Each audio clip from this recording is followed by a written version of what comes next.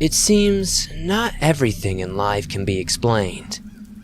Science can answer most things, but it seems that the paranormal still mind boggles us all and keeps us scratching our heads. Me and my friend, We Shouldn't Be Here, are going to share 5 creepy as hell paranormal stories from subscribers. If you have a story that you would like to hear on this channel, be sure to send it to the email in the description below. And if you enjoy We Shouldn't Be Here's voice, please give him a subscribe and show him some support.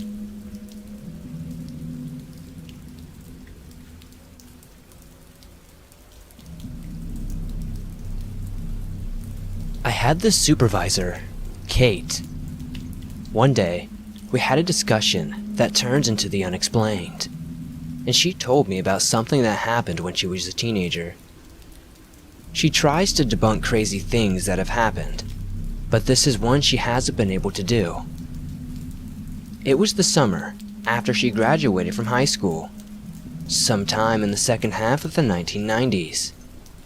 She was 18 at the time. Her friend Billy was a few years older, but still lived with his mother. This was in a small town in western Maryland, and Billy's house had just enough land that he could throw raging, day-to-night summer parties complete with bonfires. At the same time, they weren't totally isolated, and random people from the surrounding neighborhoods would show up at his parties all the time. One day, Billy met this skater kid named Nick at one park one morning, and being a social animal guy, Billy invited him to hang out with him at his house. Billy probably also took some pity on Nick because Nick told him he was a runaway who was living at the park. They would basically play video games, go on rides, and party till late at night. Nick started showing up every day at Billy's house, knocking on the door at 7 a.m. sharp and engaging him in the morning until midnight, drinking. He was about 16, with dark eyes and dark spiky hair. Remember, this was the late 90s. He seemed fairly normal, and everything except for a couple of things, that is.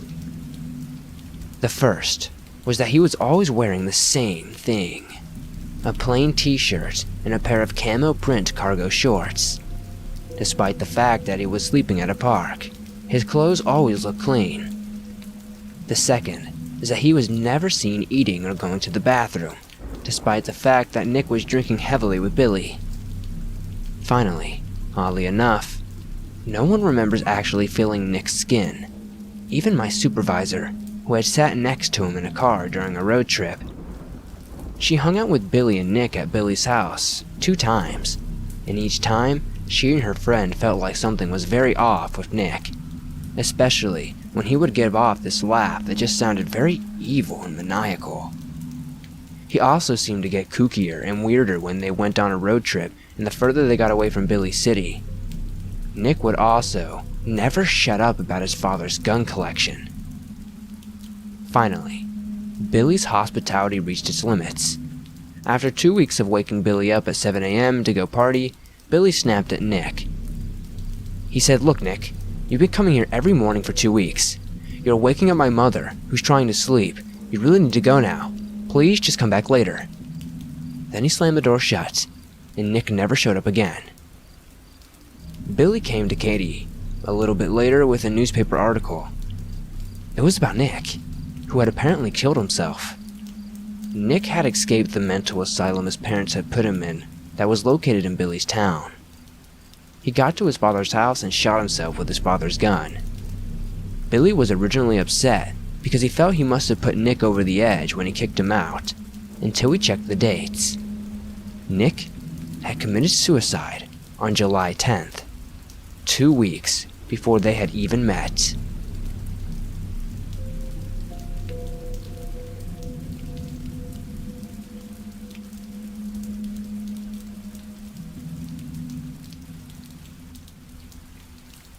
I'm 27 years old, male, live in the UK with my fiancé, and currently working as a teaching assistant for teenagers with special educational needs in a school not far from Bradgate Park. I have worked in a number of schools and children's homes now, and these buildings, especially the children's homes, are usually old, renovated houses or halls. This particular story happened in 2013, when I had just started working as a support worker at a care home for teens and young adults, 18 to 30 years old, with autism, brain damage, and challenging behavior. The house that I worked in was pretty big. There were 2 living rooms, a large kitchen, a game room, a study, and 5 bedrooms. There was also a huge garden with a summer house and activity room that led on to acres of fields and woodland. I had been working there for about 3 weeks, and primarily worked the waking night shift. This shift ran from 10 p.m. until 8 a.m., and it was my duty to make sure all of the residents were settled for the night and to get the cleaning done before the day staff came in to take over. I would usually get all of my jobs done for around 1 a.m. and spend the rest of the night listening out for anyone that woke up. I would watch TV, read my university course books, or sometimes just play games on my phone once I was finished. The residents usually slept all night. On one particular night, a young man named James was particularly restless. He was not very big, but he did have a lot of strength behind him when he got into one of his bad moods, and the slightest thing could set him off. He once threw a member of staff through a patio door because she had forgotten to put cold water in his tea before he drank it. He could not form full sentences and would communicate with fairly simple words, put together in a way that he understood. For example, he would say something like, "James, make breakfast," when he was ready to make breakfast, or "James, go outside," if he wanted to go outside and play. He was generally well behaved and could be quite funny when he wanted to be, but was well known for his temper. At around 11 p.m., James got up and came downstairs to make a drink. I stood in the doorway and watched to make sure he didn't break anything or hurt himself, and he went back upstairs without any real bother. I sat on top of the step and kept an eye on his door for maybe 15 minutes or so to make sure he didn't wake any of the other residents. Once he had settled in, I went back to my cleaning. The room beneath James's bedroom was a communal living room with board games, a TV, sofas, books, stuff like that. I was in there dusting and mopping the floor when I heard something heavy drop onto the floor in the room above. I knew James was prone to temper tantrums if he got frustrated, so I went upstairs and knocked on his door. As I reached for the key to open it myself, he opened the door and looked at me. He seemed perfectly calm and his eyes looked almost half shut, like he had been asleep. I asked if he was okay and he said yes and put his thumbs up. This was something he did when he was in a good mood and not stressed out, so I left him to it and told him to be careful, thinking that he had knocked something over. An hour or so passed by. Now I was in the kitchen cleaning the sink. I heard another bang above me, again like something had been dropped. This time I realized that the room above the kitchen was currently empty. The house was set up to house 5 residents, but there were only currently 4, and the room above me was the spare empty room. I immediately went to check it out, but the room was empty. I stood there for a while, and as far as I could tell, everyone was asleep. Due to the nature of their conditions and behaviors, each resident has an alarm fitted to their door that is activated at night, so if anyone leaves their room, a small receiver box that the night staff carry around makes a noise and a light blinks for a few seconds to indicate which door had been opened, numbered 1 through 5. The alarm had not gone off, so I knew that the noise was not from any of the residents. I got back to my cleaning and didn't hear anything else for the rest of the night. The following night, I got to work just before 10, and as I entered the hallway, I could tell that something was wrong. James was at the bottom of the stairs, covering his ears and humming loudly, and 3 members of staff were with him. After a few minutes, he was escorted to the sitting room, and the house manager gave me a rundown of what had been going on. For the last 4 hours, James had been quite agitated and kept repeating the phrase, "Sarah, little girl," when asked what was wrong. This was something we had never experienced with him before, and the general conclusion was that he had seen something on TV or in a movie that stuck in his head and made him repeat this phrase.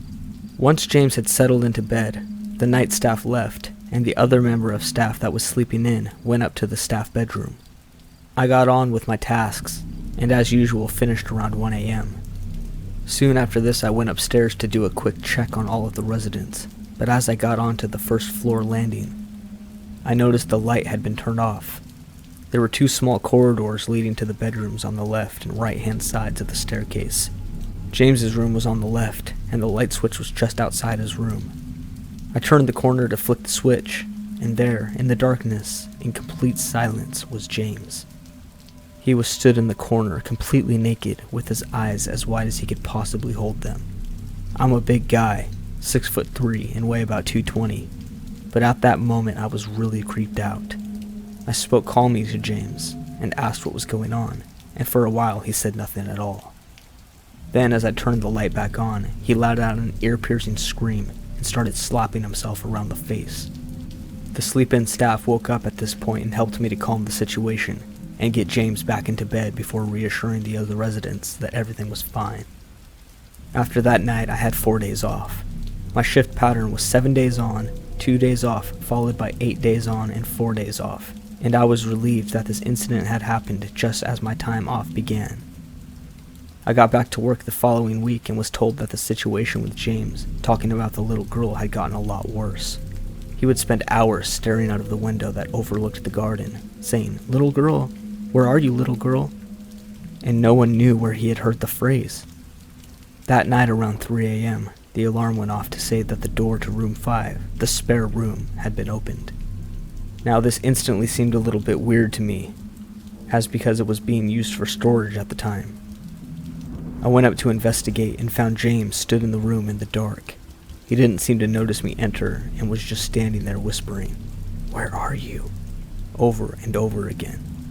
I gently touched his shoulder and said something like, "Come on, mate, let's go back to bed. It's late." James turned around and started heading back to his room, and for a second I was relieved. But then as I locked the door to the spare room, he screamed out, "Oh no!" and started pummeling the door with both fists. As he did this, the alarm went off to indicate that the front door had been opened. The only people with the key to the front door were myself and the house manager. The door has 4 locks on it, 2 that require a key and 2 that require electronic ID cards. It was now 3:25 a.m. and the manager never came in before 8, so I presumed that there must have been some kind of mistake and continued to defuse the situation with James. He finally calmed down and went back into his room, so I went downstairs to check the front door. To my surprise, it was wide open. I shut it immediately and started checking every room in the house in case someone had got in. I then checked on each side of the residence to make sure they were still in the house. Everything was fine. The next night, everything was calm until around 2 a.m. when one of the other residents, Connor, got up and said that someone was tapping on his window. I guess that he must have just been dreaming, as his window was on the 3rd floor and the house was at least 25 feet from the ground. I went back up to his room with him to reassure him and checked his window. Sure enough, it was shut, and the security lock that had prevented it from opening wide enough for someone to fit through was still sealed. As he got back in bed, I heard footsteps on the stairs outside of his room. He froze for a second and looked at me with an expression of pure panic on his face. I opened the door to see who it was, but no one was there. He was clearly scared by this and said, "Is he back?" My blood ran cold and I asked, "Is who back? What do you mean?" Connor looked over my shoulder and then sank down into his bed, pulling the duvet up to his mouth. I turned around to see what he was looking at, but there was still no one there. "Tell him to go away," Connor said in a hushed, scared voice. I tried to reassure him that there was no one there and left his bedside lamp on before leaving the room. I went downstairs and sat outside on the patio with a cup of coffee. It was the middle of January and around -2 outside, but I felt like I had to get out of the house for a while. After about 40 minutes, I went back inside and washed my cup in the sink, dried it, and put it back in the cupboard.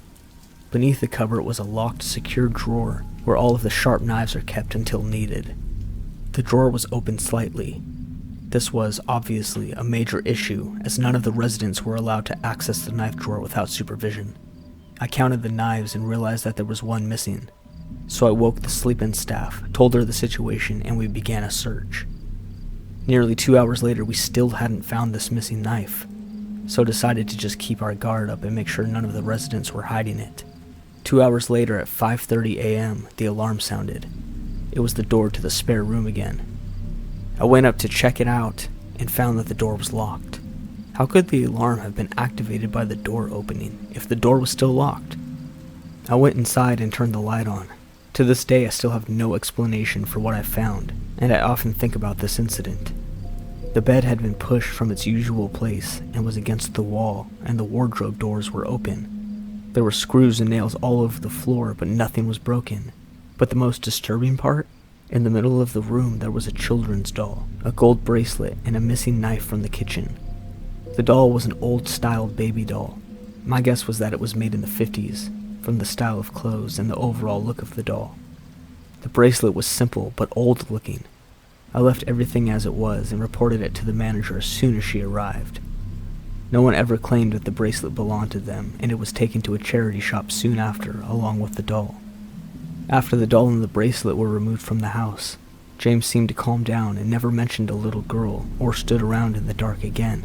I still don't have an explanation for everything that happened, and sometimes think that it was just a combination of strange behavior from a young autistic boy, and the fact that the house was old. But on the other hand, a lot of stuff happened that I can't explain logically. My only regret now is that the doll and the bracelet are gone and can't be examined or identified. Maybe it was paranormal, who knows? But now I work day shifts and do not plan on working night shifts again anytime soon.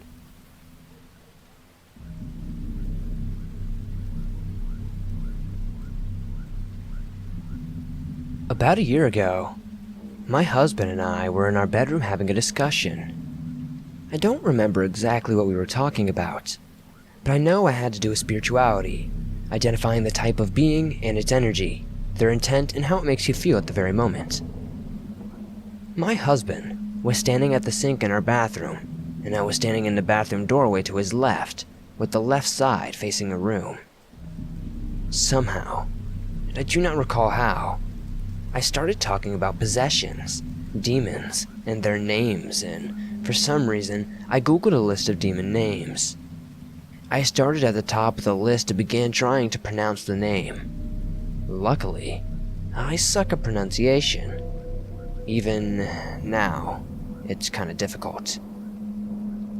As I've tried a few times to say this name, the more successful I became, is when I started to all of a sudden feel an intense energy that consumed the left side of my body, the side that was facing our room. It was as if someone or something ran or flew high speed right up to me, almost in my face. I felt threatened, as if it were daring me, as if it were saying, "Say it, bitch." My left arm felt as if someone was not necessarily grabbing it in one spot, but was so close that my whole arm felt tight and tingly, and slightly numb. I abruptly stopped trying to say his name, and said, "Oh my God," then was silent and literally terrified. I was so scared that I went into the bedroom with my husband while he was still at the sink, sat on the toilet in fear, and kept peeking around my husband, looking into our room for a good minute with what he described as a look of pure fear and concern on my face. This whole time, the tingling, yet almost electrical numbness did not subside. Once that feeling went away, and I worked up enough courage to leave the bathroom, I jumped on our bed and said a little prayer.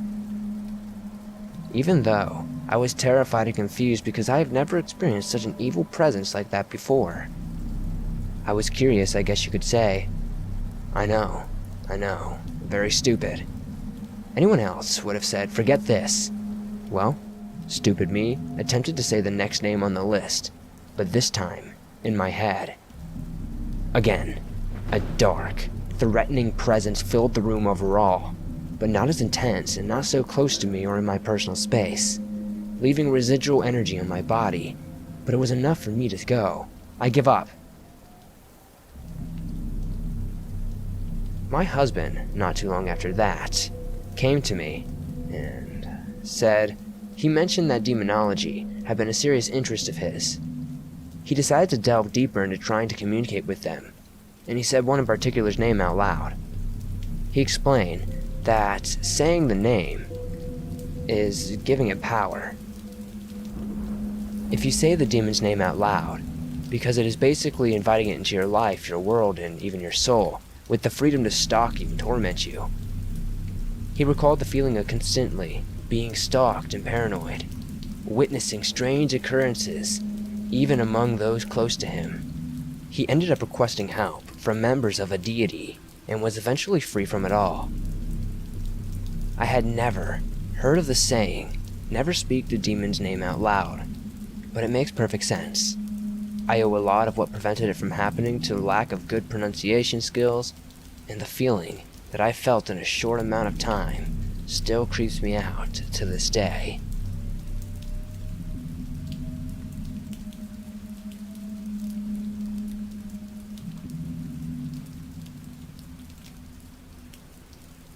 About 12 years ago, I used to live in a dome house. It's one of the only two in our town, and the other is a church. So it's very unique, not just in the architecture, but also in the story of its history. Behind the house I lived in was yet another, bigger dome, when we lived in the apartment contained within. We, meaning my best friend, who was also female like myself, and then her husband. My friend's husband informed me that when they were building the domes, a construction worker fell from the ceiling of the dome, which was around 3 stories up, to the concrete floor below. He obviously didn't survive. Fast forward 20 or so years, and we were living in the apartment just below the area where said workman fell. The feeling of that apartment was always as though someone was watching at all times. Nothing strange happened until we moved into the main house after the larger dome was demolished because of black mold. We moved in and the feeling of being watched continued, but eventually we got used to the feeling, except when it was so strong that it was unavoidable. Now there were many, many incidents of unexplainable things happening, like my friend getting out of the bath upstairs and feeling like a child wrapped his arms around her neck.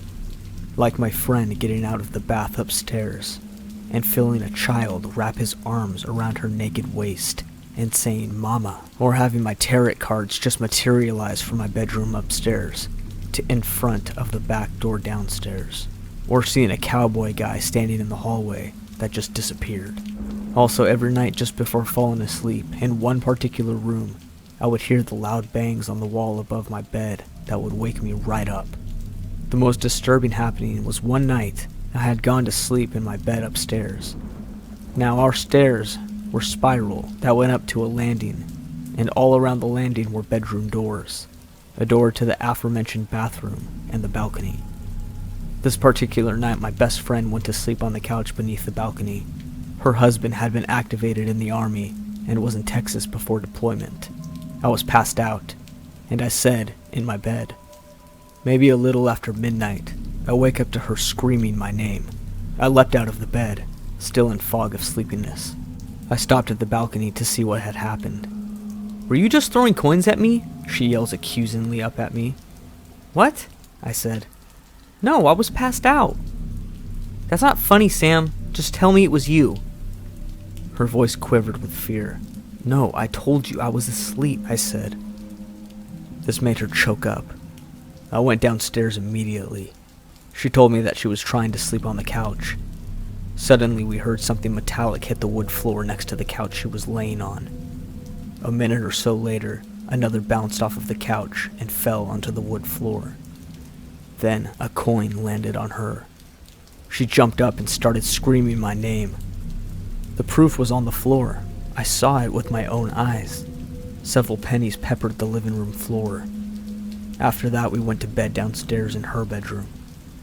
After I moved out, months later, I never forgot that house. Many little things happened in the house, but nothing compared to that experience. It never happened again, and I'm glad that it didn't.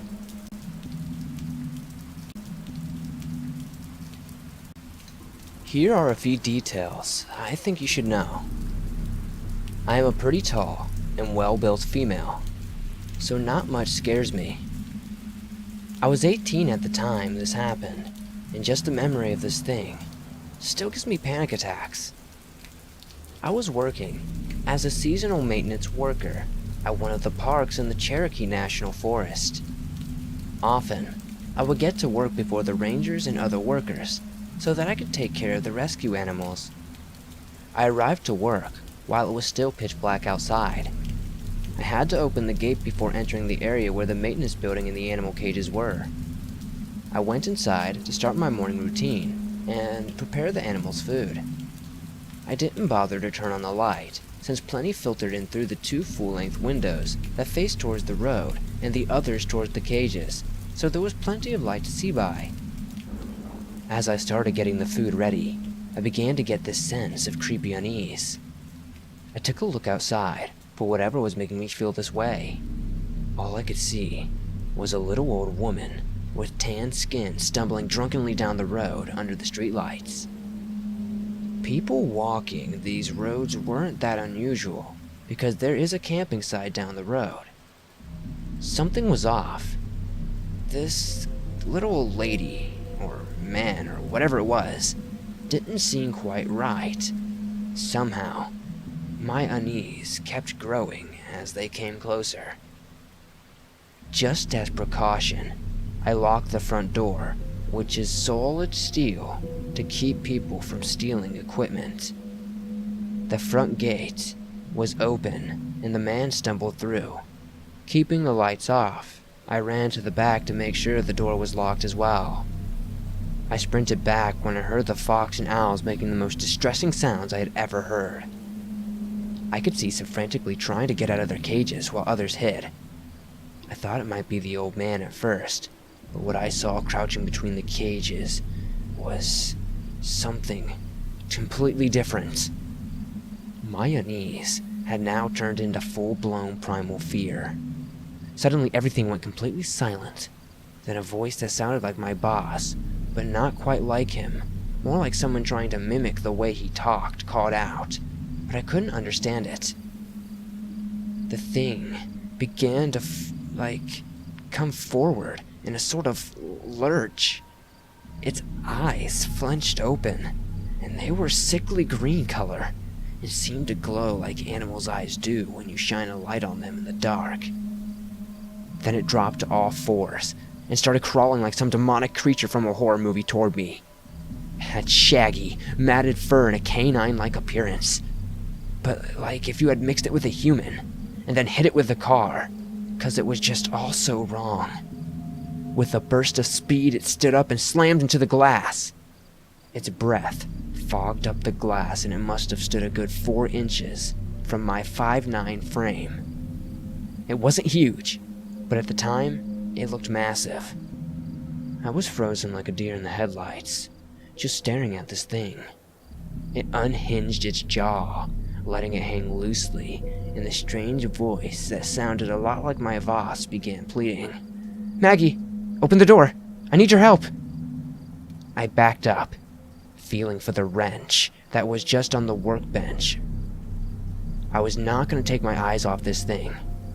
In all my years of exploring these mountains, I have never seen anything like this creature. And no, I didn't think the wrench was going to do much against this thing. But what else was I supposed to do? It started, frantically saying, "Let me in! Help me!" Each time the voice would change. Sometimes it would be my coworker. Other times it would be my family's voices. All I could think was that I just don't know what I could think. I just didn't want this thing to come in here and kill me. I am not a religious person, but at the time I prayed for anyone to help me. I realized there was this foul stench of rotting meat in the air, and I had to fight, not to retch. The creature paced back and forth, clicking its teeth together as it looked frustrated.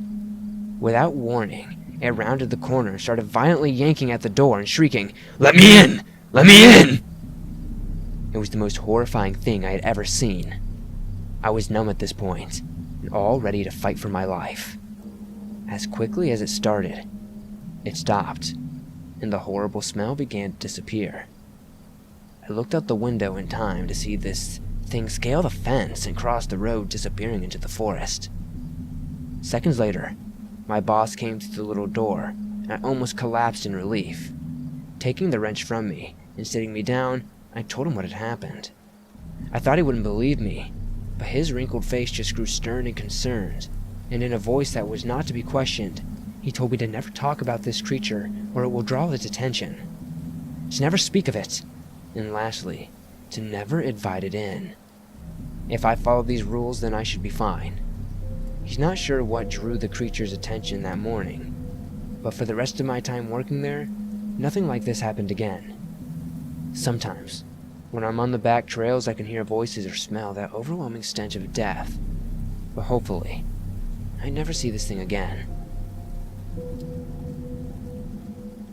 Thanks for watching this video. If you enjoyed it, be sure to hit that thumbs up button and share this on your social media to help the swamps continue to grow. Also, join me on Twitter and Facebook. I post exclusive videos and updates over there for you guys all the time. If you have a story you'd like to share on the channel, be sure to send it in to the email that you can find in the description down below. These stories were definitely creepy, and much love to my friend We Shouldn't Be Here for helping me read them. I do appreciate you guys sending them in and allowing us to share them with the world.